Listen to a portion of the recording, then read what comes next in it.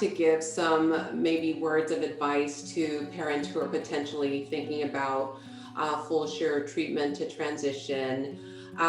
So if I were to think about, and I've been thinking about, what can I potentially say to someone who is where we were just a few years ago, I would probably narrow it down to maybe three things. I would say, the first one is don't give up hope.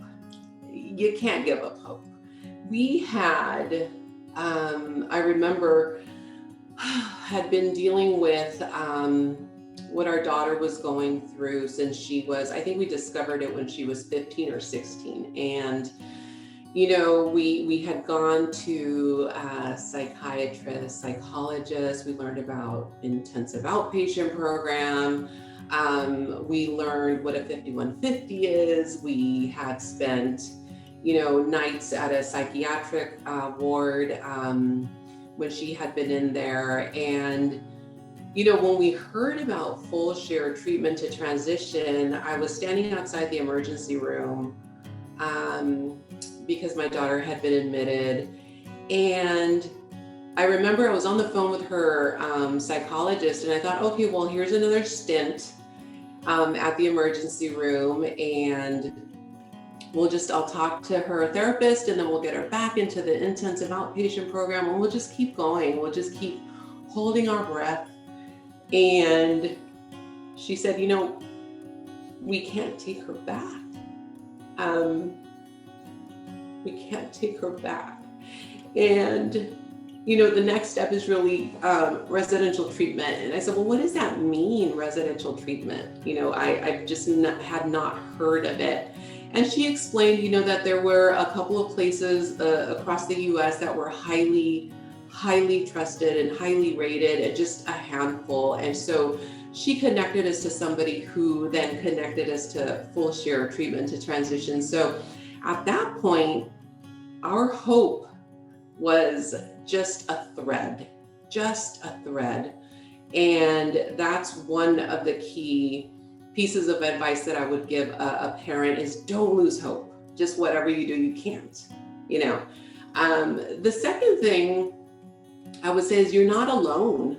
During that time, she did not go into Fulshear until she was, I think, 21. So remember, 15 years old, as you guys are probably aware, as your daughter is going through things.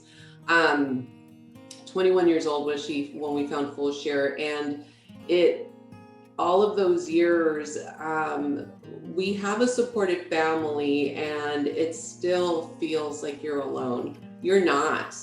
You're going to meet parents there at Fulshear who you don't even have to say anything. You can just sit with them, and they get it. And there's power in that. So you're not alone. You're going to make connections with parents that, regardless of their background, regardless of, their status financially, none of that matters. You're all together, and there's camaraderie in that. You're going to meet parents from across the world. I mean, I have made connections through meeting parents at Fulshear that I just would have never thought. And so you're not alone, and there's power in that. The third thing I would share is, be prepared to participate. When we first started this journey with Amanda years and years and years ago, we just always, my husband and I took the approach of, we're just going to learn as much as we can. There's so much that we don't know about, mental illness or being diagnosed with a condition, or, oh my gosh, getting recommended medication to take. Like, there was so much we didn't know. So we took the stance that we're just going to learn as much as we can. And as you may know, when your daughter reaches 18, it becomes so painstakingly difficult to try to advocate and help. And the one thing that stands out with Fulshear treatment to transition is they expect you to be a part of the program.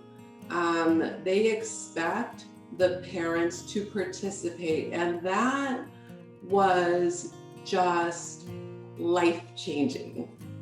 We had family therapy sessions. I mean, even before, we couldn't travel, we still had the Zoom meetings.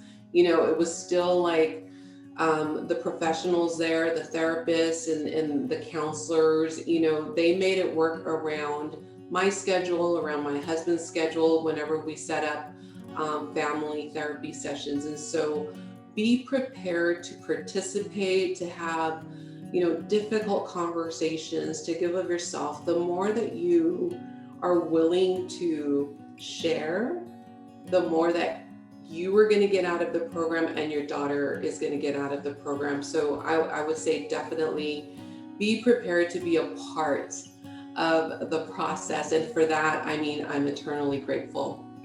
So those are the three things I would share with you. I did ask my daughter, I said, hey, I'm going to record a video to, maybe give some advice to some potential parents who are looking at Fulshear. What would you say to them? And she is just, wise beyond her years. She thought about it for a moment and she said, I would tell parents that, their daughter is probably not going to want to go, and that's okay. It is difficult to admit that you need help. And, she said, just let them know that it's okay if their daughters don't want to go. She said, I didn't want to go, but I knew it was the right thing for me to do. And so that's one other thing that I just wanted to share with you, that your daughter, regardless of what other program that she's been to, or, how she's thinking about it, if she accepts to go, it's okay that she doesn't necessarily want to go. Fulshear treatment to transition, the fact that they say that they want a young woman to be healthy, strong, and influential, they live it in the people that work there, the staff that's at the ranch, and also transitioning into the apartments. They lead by example. And, I can tell you that now, being on the other side of our daughter having been at Fulshear, we look at life and we recognize that there are never any guarantees. We have, didn't lose hope. We realized we weren't alone. We immersed ourselves. We participated in the program. And today, there is joy. It's back and it's strong. So if anyone ever wants to reach out, I would be more than happy to talk to you, about anything, or just to even listen. So thank you for letting me give you some words of advice.